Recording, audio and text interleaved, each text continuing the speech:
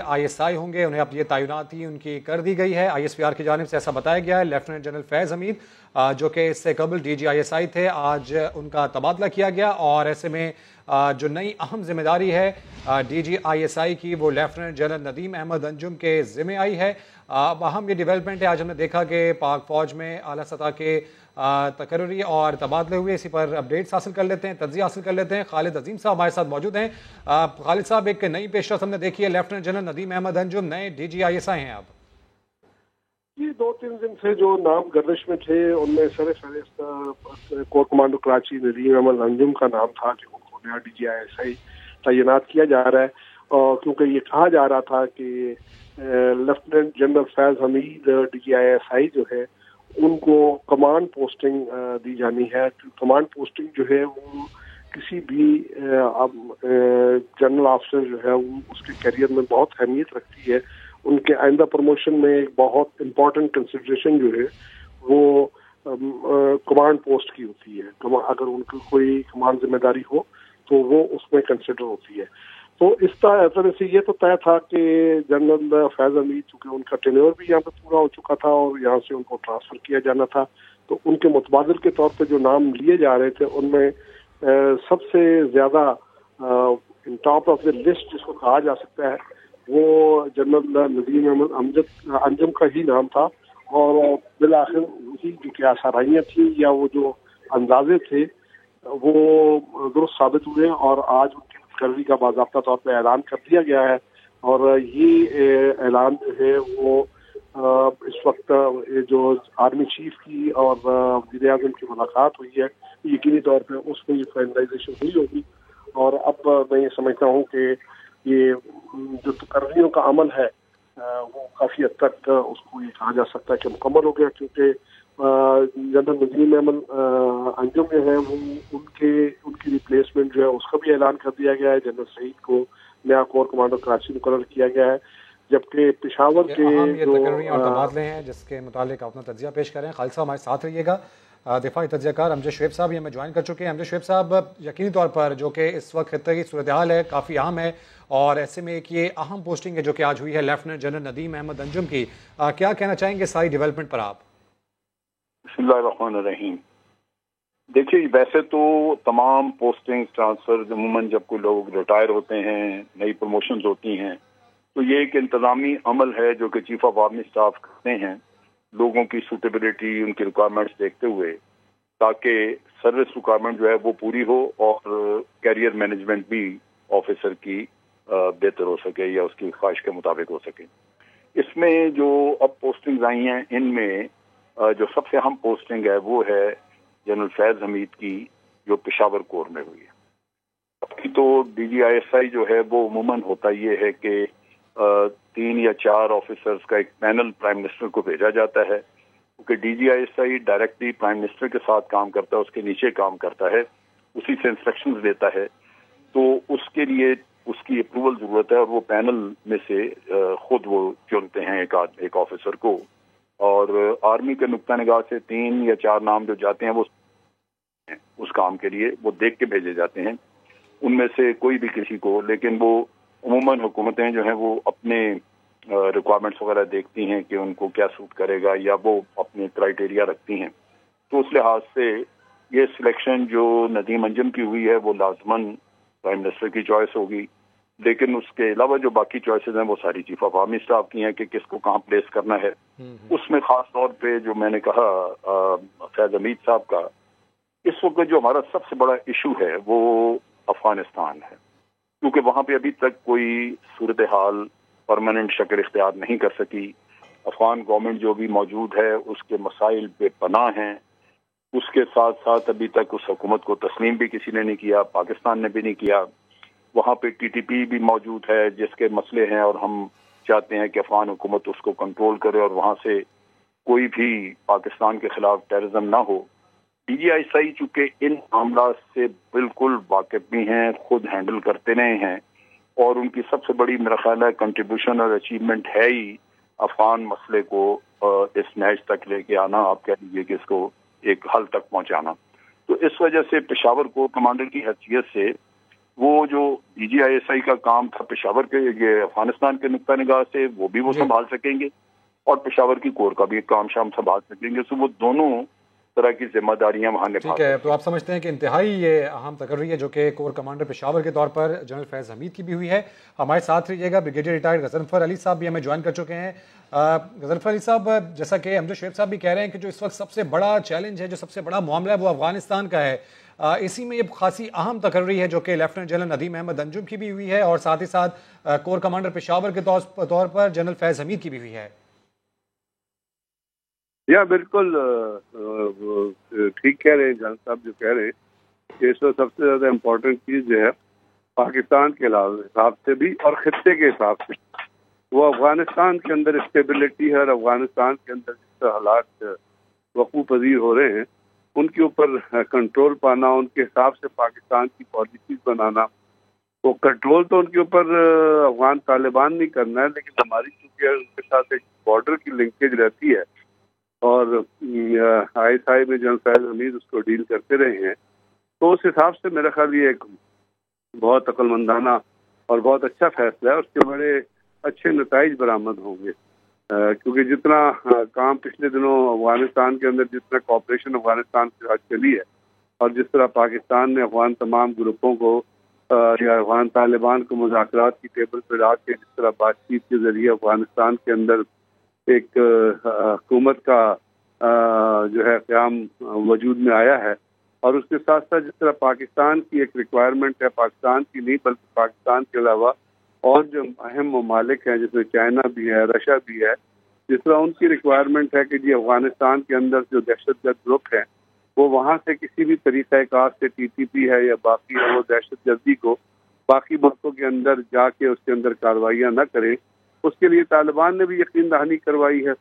اور پاکستان اور چائنا اور رشیا کی بھی ڈیمانڈ ہے. تو چونکہ یہ تمام مذاکرات جو ہیں، یہ تمام چیزیں جنرل فیض حمید کے یا اس کے دورے مطلب جو وہ DGISI تھے وہ ہوئی ہیں، تو میرا خیال یہ ایک چیز جو ہے یہ کنٹینیوٹی کے طور پہ آئے گی کیونکہ اس قسم کی پالیسیز میں انسٹیٹیوشنل کنٹینیوٹی بھی اور انڈیویجول کنٹینیوٹی بھی وہ بڑا اچھا پارٹ پلے کرتی ہے. تو میرا خیال اسی تمام حالات کو مد نظر رکھتے ہوئے یہ فیصلہ کیا گیا ہے. اور ویسے تو یہ یاد رکھنا چاہیے کہ ISI جو ہے یا کوئی بھی آرگنائزیشن جس طرح کی ہوتی ہے وہ اس کے اندر اپنی انسٹیٹیوشنل اسٹرینتھ بہت زیادہ ہوتی ہے، وہ بہت مضبوط ہوتی ہے اندر سے اپنے ایک ادارے کے طور پہ، اور اس میں جو ادارے کے ٹاپ پہ جو بھی شخص ہوتا ہے وہ صرف کو ڈائریکشن اور گائیڈنس پرووائڈ کرتا ہے. باقی ان پٹ جتنی ہوتی ہے وہ آپ کو نیچے سے بھی آتی ہے، آپ کے مختلف جو آپ کے شعبے ہوتے ہیں ان کے اندر سے آتی ہے اور ان کو صرف اسٹریم لائن کرنا ہوتا ہے. تو کوئی بھی شخص جیسے ہمارے غضنفر صاحب آپ انسٹیٹیوشن اسٹرینتھ کی بات کریں، ہمارے ساتھ ہی رہیے گا. خالد عظیم صاحب بھی ہمارے ساتھ موجود ہیں. خالد صاحب، یقینی طور پر اہم تقرریاں ہو رہی ہیں، مزید نام بھی سامنے آ رہے ہیں. لیفٹیننٹ جنرل محمد سعید ہیں جنہیں کور کمانڈر کراچی تعینات کیا گیا ہے، جبکہ لیفٹیننٹ جنرل ندیم محمود صدر نیشنل ڈیفنس یونیورسٹی ہوں گے. مزید کیا بتائیں گے آپ؟ دیکھیں جنرل سعید جو ہے وہ اس سے پہلے پریزیڈنٹ تھے یہاں پہ NDU کے. اب جب ندیم احمد انجم صاحب جو ہیں لیفٹیننٹ جنرل ان کو DGISI بنا دیا گیا تو کراچی جیسی اہم کور جو ہے اس کے لیے بھی ریپلیسمنٹ تو آنا ہی تھی. تو جنرل سعید جو ہے وہ ان کا تقرر کیا گیا. کراچی کو ہم اس طرح سمجھ سکتے ہیں ایک تو پاکستان کا معاشی ہب ہے اور خاصا عرصہ وہ وہاں پہ وہ ٹربولنس کا شکار رہا ہے. بہت سی وہاں پہ مشکلات تھیں، دہشت گردی کے حملے اور کچھ اس قسم کی سرگرمیاں وہاں پہ موجود تھیں جس نے کہ کراچی کو معطل کر کے رکھا ہوا تھا. تو رینجرز کے ذریعے اور کسی حد تک پاک فوج کا بھی وہاں پہ اس میں رول ہے کہ جس کے ذریعے کراچی کا امن بحال ہوا، کراچی کی روشنیاں جو ہیں وہ دوبارہ جگمگانے لگی ہیں. تو اس کو بھی بہت امپورٹنٹ ہوتا ہے کو بہت سا ایسا ایریا جس کی جو سرحد ملتی ہے بھارت کے ساتھ اس میں اور جو ماضی میں مختلف قسم کی ایڈونچر جو ہیں وہ ان کا شکار رہا ہے. رن آف کچھ ہمارے سامنے ہمیں ابھی تک یاد ہے 1965 اس تناظر میں بھی یہ کافی اہم تقرری ہے. خالد صاحب ساتھ رہیے گا. میجر جنرل ریٹائرڈ اعجاز اعوان صاحب بھی ہمیں جوائن کر چکے ہیں. اعجاز صاحب آپ سے جاننا چاہیں گے جس طرح کی بات کی جا رہی ہے کہ جو انسٹیٹیوشنل اسٹرینتھ ہے وہ سب سے اہم ہوتی ہے اور جو یہ شخصیات ہیں وہ گائیڈنس پرووائڈ کرتی ہیں، تو آپ کیا سمجھتے ہیں جو کہ آج تقرریاں اور تبادلے کیے گئے ہیں اس کے متعلق؟ جی یقیناً دیکھیے یہ بالکل روٹین پوسٹنگ ہے، روٹین تبادلہ ہے، اس میں ہونا تھا کیونکہ کور کمانڈ جو پہلے former D G I S I تھے انہوں نے کور کمانڈ کرنے کے لیے جانا تھا اور ان کو ابھی کافی ان کا اسٹے بھی پرولونگ ہو چکا تھا، تو یہ ایک روٹین پوسٹنگ ہے، اس کو اور کوئی اینگل دینا مناسب نہیں ہوگا۔ اب رہی انسٹیٹیوشنل اسٹرینتھ، یقیناً جو institution of inter services intelligence ہے وہ بڑا ایک شور فوٹیج اور بڑا